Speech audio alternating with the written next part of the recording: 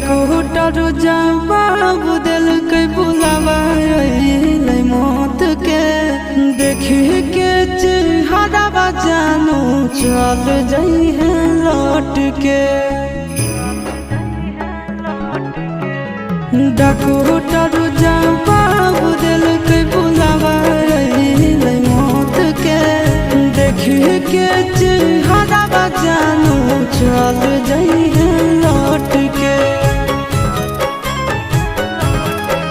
आगे अमन आलम गेला आशीष नंदन से औरी विश्वासघात कर गे। आगे सोना यारा हो भरा ही पटनावा में आके मुलाकात कर लेगे। आगे सोना यारा हो भरा ही